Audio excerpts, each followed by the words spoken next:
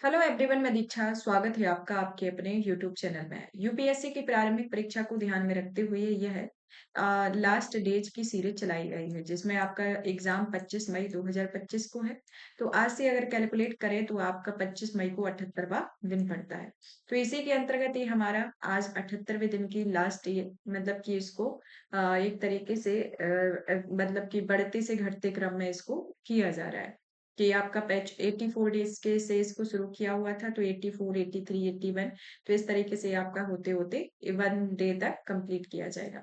तो ये सीरीज में आज हमारा जो टॉपिक आता है वह राज्य विधानमंडल और मंत्रिपरिषद है, जिसके अंतर्गत हम प्रीवियस ईयर प्रश्नों को सॉल्व करेंगे और साथ में हम क्या करेंगे, इसके इनके बारे में भी जानेंगे कि राज्य विधानमंडल और मंत्रिपरिषद के बारे में। तो ये जो प्रश्नों का प्रारूप है, इसमें प्रश्न भी दिए गए हैं, साथ ही साथ इसको इस तरीके से कंप्लीट कराने का मोटिव है कि अगर आप प्रीवियस ईयर पढ़ रहे हैं, क्वेश्चन साथ में सॉल्व कर रहे हैं, तो उन प्रश्नों के साथ साथ आपकी ये पीछे का जो सेक्शन है उसको भी कंप्लीट हो जाए, ताकि ये रहे कि अगर आप इसका रिवीजन नहीं कर पाते हैं तो आपका कवर हो जाए, और रिवीजन कर लेते हैं तो फिर से भी कर लेंगे तो कोई बड़ी बात नहीं है। तो ये आपका और भी जितना ज्यादा आप रिवीजन करते हैं वो चीजें और ज्यादा शार्प होती हैं। तो ये हमारा आज जो टॉपिक है वह राज्य विधानमंडल और मंत्रिपरिषद के बारे में है। तो इस टॉपिक को पढ़ने के पहले हम सबसे पहले इनके प्रश्नों को सॉल्व करेंगे। तो प्रश्नों के अंतर्गत जो हमारा आज का प्रश्न आता है कि निम्नलिखित कथनों पर विचार कीजिए। पहला कथन दिया गया है कि किसी राज्य में मुख्य सचिव को उस राज्य का राज्यपाल द्वारा नियुक्त किया जाता है। तो क्या प्रश्न दिया गया है? प्रश्न में पहला कथन दिया गया है कि किसी राज्य में मुख्य सचिव को उस राज्य का राज्यपाल द्वारा नियुक्त किया जाता है। दूसरा कथन दिया गया है कि इस राज्य में मुख्य सचिव का नियत कार्यकाल होता है। तो ये जो होता है, इनके बारे में आपको बताना है कि इनमें से कौन सा कथन सही होगा। तो ये कथन आपके दिए गए हैं, तो इनमें से आपको सोचना है कौन होगा। तो जैसे कि पहला जो आता है कि किसी राज्य में मुख्य सचिव को उस राज्य का राज्यपाल द्वारा नियुक्त किया जाता है, तो ये तो आपका सत्य है। लेकिन आपका ये दूसरा वाला जो कथन है वो आपका सत्य नहीं है, क्योंकि इनका नियत कार्यकाल नहीं होता है। तो ये ऑप्शन ए होगा, मतलब कि केवल एक इसके अंतर्गत आपका उत्तर होगा। तो इसकी व्याख्या को जान लेते हैं कि राज्य के जो मुख्य सचिव की नियुक्ति है उसे राज्य के राज्यपाल के द्वारा की जाती है। सामान्यतः उसकी नियुक्ति प्रशासनिक पदों पर कार्य के अनुभव, प्रशासनिक प्रतिष्ठा एवं वरीयता के आधार पर की जाती है, और मुख्य सचिव का जो कार्यकाल है वह निश्चित नहीं होता है। तो इनका कार्यकाल निश्चित नहीं होता है, लेकिन इनकी नियुक्ति जो है वह राज्यपाल के द्वारा की जाती है, और इनकी नियुक्ति प्रशासनिक पदों पर कार्य के अनुभव और प्रशासनिक प्रतिष्ठा एवं वरीयता के आधार पर की जाती है।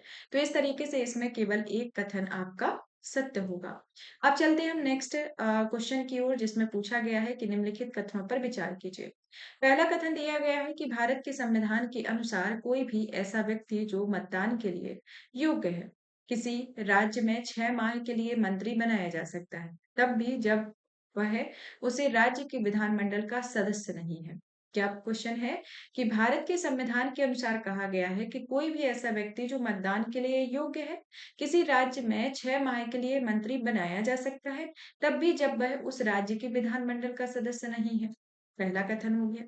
दूसरा कथन आता है कि लोक प्रतिनिधित्व अधिनियम 1951 के अनुसार कोई भी ऐसा व्यक्ति जो दांडिक अपराध के अंतर्गत दोषी पाया जाता है और जिसे 5 वर्ष के कारावास का दंड दिया जाता है, तो चुनाव लड़ने के लिए स्थायी तौर पर निर्हित हो जाता है, भले ही वह कारावास से मुक्त हो चुका हो। तो इनमें से बताना है कि आपका कौन सा कथन सत्य है, कि पहला ऑप्शन ए सही है, कि ऑप्शन बी सही है, या ऑप्शन सी सही है, या ऑप्शन डी सही है। तो इसमें जो है तो जैसे कि भारत के संविधान में ये तो कहा गया है कि अगर कोई भी व्यक्ति मतदान के लिए योग्य है, मतदान के लिए मतलब कि उसकी 18 वर्ष पूरी हो गई है, तो किसी राज्य में 6 माह के लिए वह मंत्री बनाया जा सकता है, तब भी उस राज्य में उसे राज्य के विधानमंडल का सदस्य नहीं होगा। तो राज्य में जो विधानमंडल के सदस्य हैं उनके लिए जब जो एज होती है, उनकी एज जैसे कि विधानसभा में 25 वर्ष होती है और विधान परिषद में 30 वर्ष होती है। तो ये जो कथन है ये आपका असत्य होगा। दूसरा कथन जो दिया गया है कि 1951 के अनुसार जो लोक प्रतिनिधित्व अधिनियम है, जिसमें कोई भी व्यक्ति दांडिक अपराध के लिए दोषी पाया जाता है, तो उसे 5 वर्ष तक कारावास दंड दिया जाएगा और चुनाव लड़ने के लिए स्थायी तौर पर निर्हित हो जाता है। ये जरूरी नहीं है कि वो स्थायी तौर पर निर्हित हो जाता है, उसे अलग टेन्योर यानी कि 6 वर्ष के लिए अगर संगीन अपराध के लिए रहा है तो उसके लिए 6 वर्ष के लिए निर्हित किया जाता है, मतलब कि तब तक वो चुनाव नहीं लड़ सकता है। इसके अलग-अलग क्राइटेरिया होती हैं, तो हम आगे अभी इसका एक्सप्लेनेशन जानते हैं, तो इसको डिटेल में जानते हैं, तो ये भी आपका कथन गलत है। तो इसमें आपका ऑप्शन डी होगा, जिसमें पहला और दूसरा कथन आपके दोनों ही असत्य हैं। तो इसकी व्याख्या के अंतर्गत देखें तो भारतीय संविधान का अनुच्छेद जो 164 का क्लॉज 4 है, जिसके तहत कहा गया है कि कोई व्यक्ति राज्य विधानमंडल का सदस्य ना होने पर भी 6 माह की अवधि के लिए मंत्री बनाया जा सकता है। यानी कि अगर कोई व्यक्ति 6 राज्य विधानमंडल का सदस्य भी नहीं है तो वो भी मंत्री बनाया जा सकता है। अनुच्छेद 173 के अनुसार कहा गया है कि कोई भी व्यक्ति किसी राज्य विधानमंडल के किसी स्थान को भरने के लिए चुने जाने के लिए तभी अर्हित होगा जब अभी क्या कहा गया है 164 के क्लॉज 4 में तो कहा गया है कि इस तरीके से सदस्य बन सकता है। लेकिन अगर वो किसी राज्य में स्थान भरने के लिए चुना जाए तो उसके लिए कौन-कौन सी सिचुएशन होगी? पहला तो ये कि वह भारत का नागरिक हो, भारतीय निर्वाचन आयोग द्वारा नियमित प्राधिकृत किसी व्यक्ति के समक्ष तीसरी सूची के लिए उद्देश्य से दिए गए प्रारूप के अनुसार शपथ लेकर हस्ताक्षर करता हो। दूसरा वह विधानसभा के स्थान पर कम से कम 25 वर्ष की आयु, विधान परिषद के लिए कम से कम 30 वर्ष की आयु का होना आवश्यक है और उसके पास ऐसी योग्यताएं होनी चाहिए जो इस उद्देश्य से संसद द्वारा बनाई गई किसी विधि द्वारा और उसके अधीन विहित की जाए। तो इस तरीके की उसकी योग्यताएं होनी चाहिए। संविधान का अनुच्छेद 326 जो है वो कहता है कि 18 वर्ष या उससे अधिक आयु का कोई भी व्यक्ति लोकसभा या राज्यसभा के निर्वाचनों में मतदान कर सकता है, परंतु विधानमंडल का सदस्य निर्वाचित होने के लिए उसे न्यूनतम आयु सीमा 25 वर्ष और 30 वर्ष होनी चाहिए। तो ये आपका जो पहला कथन दिया गया है, तो इस कारण से ये पहला कथन गलत है। क्या 18 वर्ष तो होनी चाहिए, लेकिन सदस्य निर्वाचित होने के लिए उसे 25 वर्ष आपकी विधानसभा में और विधान परिषद में 30 वर्ष होनी चाहिए। दूसरा कथन आता है लोक प्रतिनिधित्व अधिनियम के अंतर्गत, जिसमें धारा 8 में कहा गया है कि कतिपय अपराधों की दोषसिद्धि पर निर्भरता का ये वर्णन करता है और धारा 8 का क्लॉज 1 के अंतर्गत दिए गए विशिष्ट अपराधों के लिए जुर्माने या कारावास से दंडित दोष व्यक्ति दोष सिद्धि की तिथि से निर्हित होगा और उसके छोड़े जाने से 6 वर्ष की अतिरिक्त अवधि के लिए वह निर्हित बना रहेगा। यानी कि क्या कहा गया उसमें 5 वर्ष की अवधि के बाद के बारे में बताया गया है, तो वो उसके कारण गलत है। इसमें क्या कहा गया है कि जब वह जुर्माने या कारावास से दंडित व्यक्ति दोष सिद्धि से तिथि से निर्हित होता है तो उसे 6 वर्ष की अतिरिक्त अवधि के लिए वह निर्हित ही होगा। उसमें हमेशा के लिए बताया गया, लेकिन ये 6 वर्ष के लिए आपका होगा, ना कि हमेशा के लिए। और धारा के 8 के क्लॉज 3 में कहा गया है कि सिद्ध दोष अपराध या न्यूनतम 2 वर्ष के कारावास से दंडित व्यक्ति दोष सिद्धि तिथि से निर्हित होगा, उसे छोड़ दिए जाने से 6 वर्ष की अतिरिक्त अवधि के लिए निर्हित बना रहेगा और इसके तहत स्थायी तौर पर निर्हित किए जाने का प्रावधान नहीं है। तो इसमें स्थायी तौर पर निर्हित किए जाने का कोई भी प्रावधान नहीं दिया गया है, तो इस कारण से आपके दोनों कथन गलत होते हैं। अब आते हैं नेक्स्ट क्वेश्चन की ओर कि भारत के किसी राज्य की विधानसभा के संदर्भ में निम्नलिखित कथनों पर विचार कीजिए। पहला कथन किया गया है कि वर्ष के प्रथम सत्र के प्रारंभ में राज्यपाल सदन के सदस्यों के लिए रूढ़िगत संबोधन करता है और दूसरा कथन कहता है कि जब किसी विशिष्ट विषय पर राज्य विधानमंडल के पास कोई नियम नहीं होता है तो उस विषय पर वह लोकसभा के नियम का पालन करता है। तो इसमें आपको बताना है कि इनमें से कौन से कथन सत्य हैं। ये आपके कथन दिए गए हैं, तो इनमें से बताना है। तो इसमें आपका जो कथन पहला है वो भी आपका सत्य है और दूसरा कथन है वो भी आपका सत्य है कि वर्ष के प्रथम सत्र के प्रारंभ में राज्यपाल सदन के सदस्यों के लिए रूढ़िगत संबोधन करता है, यानी कि एक परंपरा के अनुसार ये चल रहा है कि ये जब प्रथम सत्र चलेगा, जब सदन का, तो उसके लिए संबोधन राज्यपाल करेगा और जब संसद में राष्ट्रपति करते हैं। और जब किसी विशिष्ट विषय पर राज्य विधानमंडल के पास कोई नियम नहीं होता है तो उस विषय पर लोकसभा के नियम का पालन करना होता है। तो ये भी आपका होता है राज्य की विधानसभा में। तो इस तरीके से आपके दोनों कथन सत्य हो जाते हैं, तो ऑप्शन सी होगा। अब आती है कि ये किसमें कहा गया है? ये कहा गया है भारतीय संविधान के अनुच्छेद 176 के क्लॉज 1 में। इसमें कहा गया है कि राज्यपाल विधानसभा के लिए प्रत्येक साधारण निर्वाचन के पश्चात प्रथम सत्र के आरंभ में और प्रत्येक वर्ष के प्रथम सत्र के आरंभ में विधानसभा में या विधान परिषद वाले राज्य की दिशा में एक साथ समवेत दोनों सदनों में अभिभाषण करेगा और 208 के क्लॉज 1 के अनुसार कहा गया है कि संविधान के उपबंधों के अधीन रहते हुए राज्य के विधानमंडल का कोई सदन, जिसमें विधानसभा या विधान परिषद होगा, और अपनी क्रिया और अपने कार्य संचालन के विनिमय के लिए नियम बना सकेगा। और अनुच्छेद 208 के क्लॉज 2 के अनुसार जब तक खंड 1 के अधीन नियम नहीं बनाए जाते, तब तक इस संविधान के प्रारंभ के ठीक पहले तत्स्थानीय प्रांत के विधानमंडल के संबंध में भी प्रक्रिया के नियम और स्थायी आदेश प्रवृत्त थे और उस राज्य के विधानमंडल के संबंध में ये प्रभावी होंगे। और अनुच्छेद 209 के तहत राज्य का विधानमंडल वित्तीय कार्य को समय से पूरा करने के उद्देश्य से किसी वित्तीय वर्ष में संबंधित सदन या सदनों की प्रक्रिया और कार्य संचालन कर विनिमय विधि द्वारा कर सकता है। और साथ ही जब किसी विशिष्ट विषय पर राज्य विधानमंडल के पास कोई नियम नहीं होता है, तो उसे विषय पर लोकसभा के नियम का पालन करना होता है, जो अनुच्छेद 209 के अंतर्गत ये प्रावधान दिए गए हैं। तो इस तरीके के प्रावधान की प्रक्रिया दी गई है, तो दोनों ही कथन आपके सत्य होते हैं।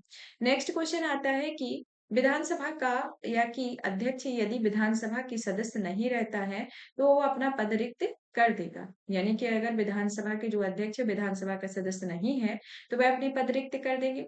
दूसरा कथन कहता है कि जब कभी विधानसभा का विघटन किया जाता है, तो अध्यक्ष अपने पद को तुरंत रिक्त कर देंगे। तो उपयुक्त कथनों में से कौन सा कथन सत्य होगा, तो इसके अंतर्गत आपको बताना है। तो इसमें जो आपका पहला कथन है वो आपका सत्य है, लेकिन दूसरा कथन गलत है। क्यों गलत है? ये क्यों सत्य है? जैसे कि ये तो आपका सही है कि अध्यक्ष एवं विधानसभा का सदस्य नहीं है, तो वो अपना पद रिक्त कर देंगे। लेकिन जब कभी विधानसभा का विघटन किया जाता है, तो अध्यक्ष अपने पद को तुरंत रिक्त कर देता है, तो ये कतई गलत है। तो ये आपका इसमें आप ऑप्शन ए सही होगा, केवल एक कथन इसमें सत्य होता है। इसकी व्याख्या जानते हैं कि इसमें अनुच्छेद 179 का खंड का जो है उसमें कहा गया है कि विधानसभा का जो अध्यक्ष उपाध्यक्ष होता है, जब वह पद धारण करने वाले सदस्य में यदि विधानसभा का सदस्य नहीं है, तो वह अपना पद रिक्त कर देगा। और दूसरा कथन में जो कहा गया है कि अगर विधानसभा का विघटन हो जाता है, तो विघटन के तुरंत बाद वह अपना पद रिक्त करेगा। तो इसके बारे में हमारा अनुच्छेद 179 कहता है, जिसके दूसरे परंतुक में कहा गया है कि जब कभी विधानसभा का विघटन किया जाता है, तो विघटन के पश्चात होने वाले पुनः निर्वाचित विधानसभा के प्रथम अधिवेशन के ठीक पहले तक अध्यक्ष अपने पद पर रिक्त नहीं करेगा। तो ये प्रावधान है। जैसे आप देखते होंगे कि जब संसद का जब चुनाव होता है, तो चुनाव जब होता है, तो उस टाइम पर जो पहले अध्यक्ष होते हैं वही अध्यक्ष होते हैं। एक प्रोटेम स्पीकर को चुना जाता है, लेकिन जो नया अध्यक्ष होता है वो तभी चुना जाता है जब कोई नया और दूसरा अध्यक्ष पद ग्रहण नहीं कर लेता है। तो उस तरीके से इनकी प्रक्रिया चलती है, वैसा ही विधानमंडलों में भी होता है। अब आते हैं आगे की ओर कि निम्नलिखित कथनों पर विचार कीजिए। पहला कथन कहता है कि भारत के संविधान में उपबंध है कि प्रत्येक राज्य की विधानसभा 450 से अनधिक सदस्यों से मिलकर बनेगी, जो राज्य में प्रादेशिक निर्वाचन क्षेत्रों से प्रत्यक्ष निर्वाचन द्वारा चुने जाएंगे। दूसरा कथन कहता है कि कोई भी व्यक्ति किसी राज्य की विधानसभा के किसी स्थान पर भरने के लिए चुने जाने के लिए अर्हित नहीं होगा, और यदि उसकी आयु 25 वर्ष से कम हो। तो इसके अंतर्गत आपको बताना है कि इनमें से आपका कौन सा कथन सत्य होगा। तो इस तरीके से ये आपके प्रश्न के अंतर्गत ये आपके कथन दिए गए हैं, इनमें से कौन-सा कथन होगा? तो इसमें जो पहला कथन है, वो आपका गलत है कि भारत के संविधान में उपबंध है कि राज्य की विधानसभा 450 से अनधिक सदस्यों से मिलकर बनेगी, जो राज्य के प्रादेशिक निर्वाचन क्षेत्र में से प्रत्यक्ष निर्वाचन द्वारा चुने जाएँगे, तो ये आपका गलत है। दूसरा आपका सत्य है कि किसी भी राज्य की विधानसभा के किसी स्थान को भरने के लिए चुने जाने का अर्हत नहीं होगा और इसकी आयु 25 वर्ष से कम होगी, तो इस कारण से आपका ऑप्शन बी होगा। अब आते हैं कि संविधान का अनुच्छेद 170 का क्लॉज 1 जो है उसमें प्रावधान दिया गया है कि प्रत्येक राज्य की विधानसभा उस राज्य में प्रादेशिक निर्वाचन क्षेत्रों में प्रत्यक्ष निर्वाचन द्वारा चुने गए 500 से अनधिक या 60 से कम सदस्यों से मिलकर बनती है, जिसमें कथन गलत है। और अनुच्छेद 173 का खा कहा गया है कि राज्य विधानसभा के किसी स्थान को भरने के लिए चुने जाने हेतु न्यूनतम आयु 25 वर्ष से कम नहीं होनी चाहिए। तो ये और राज्य विधानमंडल के लिए विधान परिषद के लिए कितनी होती है? 30 वर्ष होती है। तो इनकी न्यूनतम आयु के बारे में प्रावधान है। अब क्वेश्चन आता है कि निम्नलिखित कथनों पर विचार कीजिए, जिसमें पहला कथन कहता है कि भारत में किसी भी राज्य की विधान परिषद आकार में उस राज्य की विधानसभा के आधे से अधिक बड़ी हो सकती है। दूसरा कथन कहता है कि किसी राज्य का राज्यपाल उस राज्य की विधान परिषद के सभापति के द्वारा नाम निर्देशित होता है। तो उपयुक्त कथनों में से बताना है कि इनमें से हमारा कौन सा कथन सत्य है। इस तरीके से केवल 1, केवल 2, 1 और 2 दोनों, और ना तो 1 ना तो 2।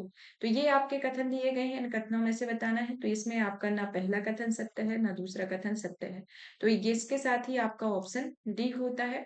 अब चलिए जान लेते हैं इसकी व्याख्या को कि अनुच्छेद 171 का जो क्लॉज 1 है, वो कहता है कि विधान परिषद की जो सदस्य संख्या है, उस राज्य की विधानसभा के सदस्यों की कुल संख्या के 1/3 से अधिक नहीं होती, यानी कि किसी भी दशा में 40 से कम नहीं होगी। और अनुच्छेद 183 के अनुसार कहा गया है कि विधान परिषद के सभापति और उपसभापति का जो निर्वाचन होगा, वह विधान परिषद द्वारा किया जाएगा।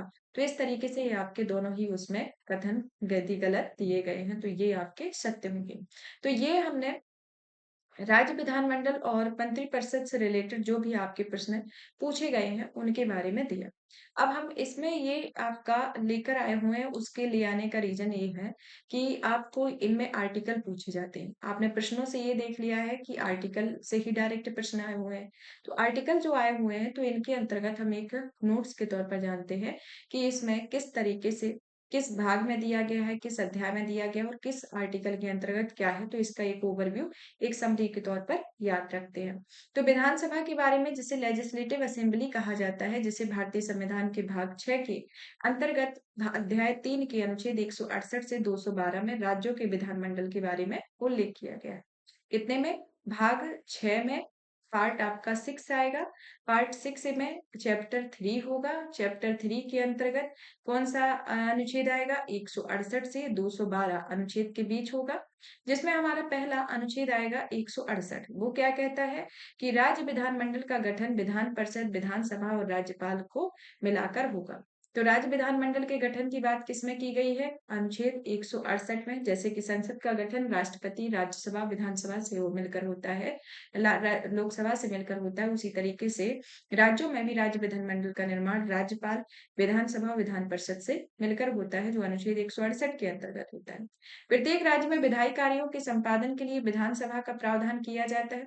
ये आपका अनुच्छेद 168 के अंतर्गत है। फिर आते हैं अनुच्छेद 170 की ओर, जो कहता है कि प्रत्येक राज्य की विधानसभा उस राज्य में प्रादेशिक निर्वाचन क्षेत्रों में प्रत्यक्ष निर्वाचन द्वारा चुने गए अधिक से अधिक 500 और कम से कम 60 सदस्यों से मिलकर बनेगी। तो अनुच्छेद 170 में ये प्रावधान दिया गया है। लेकिन कुछ राज्य भारत में अपवाद स्वरूप है, जैसे कि सिक्किम राज्य में 32, मिजोरम और गोवा में 40 आते हैं। तो इस तरीके से विधानसभा में 60 से कम सदस्य होते हैं।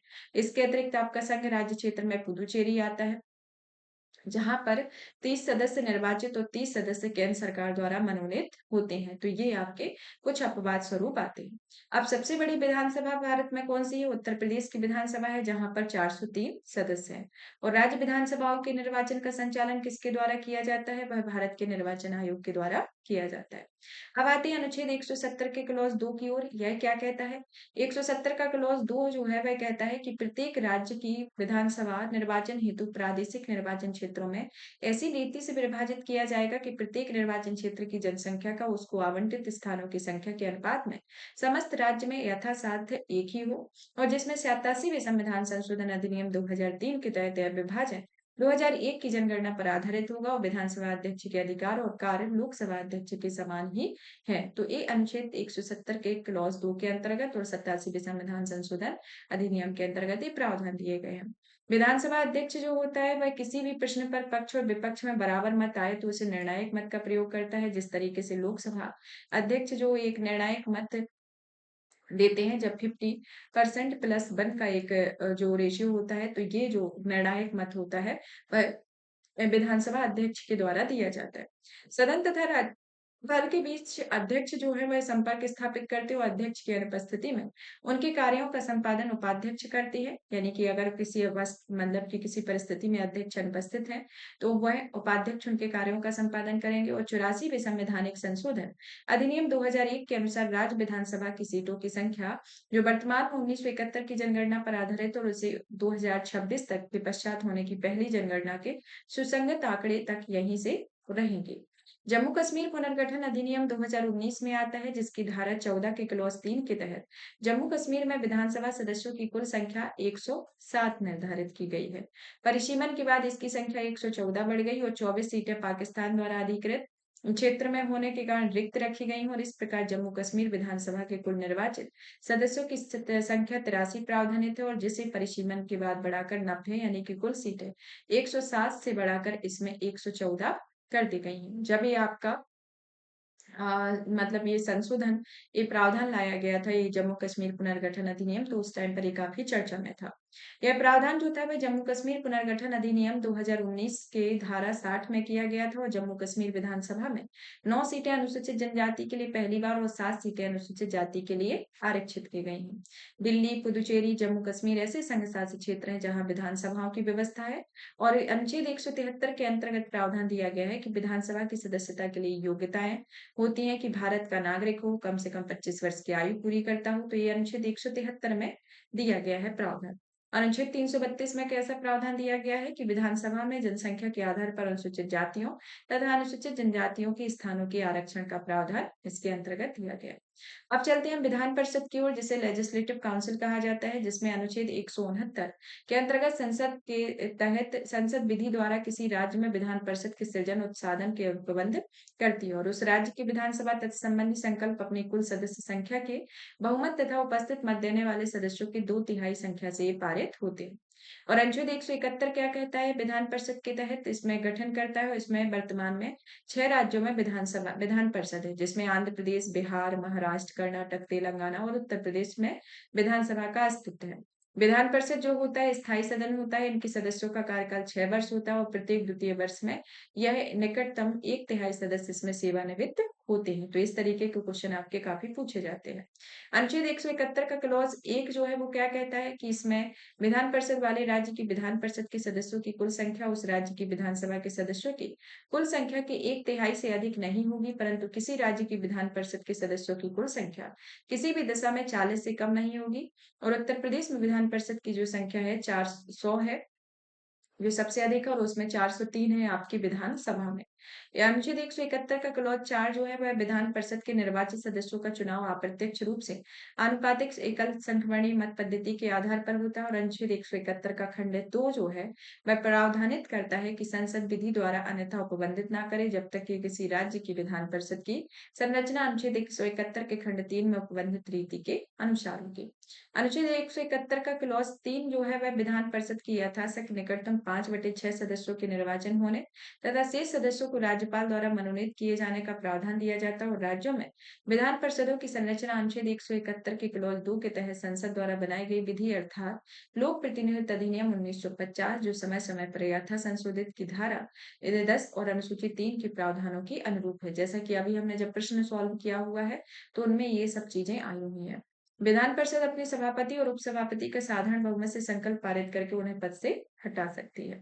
और अनुच्छेद 173 का क्लॉज 73 जो है वो क्या कहता है कि विधानमंडल की सदस्यता के लिए अर्हताएं निश्चित करता है और अनुच्छेद 151 विधानमंडल की सदस्यता हेतु निर्भरताओं का उल्लेख करता है। विधान परिषद का सदस्य निर्वाचित होने के लिए 30 वर्ष और विधानसभा का सदस्य निर्वाचित होने के लिए 25 वर्ष की आयु होनी चाहिए। और 192 क्या कहता है, ये विधानमंडल के किसी भी सदन का कोई सदस्य किसी निर्भरता से ग्रस्त है या नहीं, इस प्रश्न का विनिश्चय राज्यपाल निर्वाचन आयोग के परामर्श से करता है। और 190 का क्लॉज 4 के तहत क्या कहा गया है कि राज्य विधानमंडल का कोई भी सदस्य सदन की बैठकों में बिना अनुमति के लगातार 60 दिनों तक अनुपस्थित रहता है तो उसकी सदस्यता समाप्त की जाती है। तो इस तरीके से अनुच्छेद 190 के क्लॉज 4 के अंतर्गत दिया गया। अब आते हैं राज्य मंत्रिपरिषद के बारे में। तो संविधान के अनुच्छेद 163 के अंतर्गत कहा गया है कि राज्यपाल को उसके विवेकाधीन कार्यों के अतिरिक्त अन्य कार्यों के संदर्भ में सहायता और सलाह देने के लिए एक मंत्रिपरिषद होती है, जिसका प्रधान जो होता है वह मुख्यमंत्री होता है। और अनुच्छेद 164 के क्लॉज 1 के तहत मुख्यमंत्री की नियुक्ति राज्यपाल द्वारा की जाती है और अन्य मंत्रियों की नियुक्ति राज्यपाल मुख्यमंत्री की सलाह पर करते हैं। और ये प्रावधान किसमें दिया गया है, 164 के क्लॉज 1 में। मंत्री राज्यपाल के प्रसाद पर्यंत पद धारण करते हैं और इसे 91वें संविधान संशोधन अधिनियम 2003 के द्वारा अंतः स्थापित किया गया। और अनुच्छेद 164 के खंड 1 के अनुसार किसी राज्य की मंत्रिपरिषद में मंत्रियों की कुल संख्या जिसमें मुख्यमंत्री सहित उस राज्य की विधानसभा के सदस्यों की कुल संख्या की 15% से अधिक नहीं होगी। और अनुच्छेद 164 के क्लॉज 2 के अंतर्गत कहा गया है कि मंत्रिपरिषद राज्य की विधानसभा के प्रति सामूहिक रूप से उत्तरदायी होती है।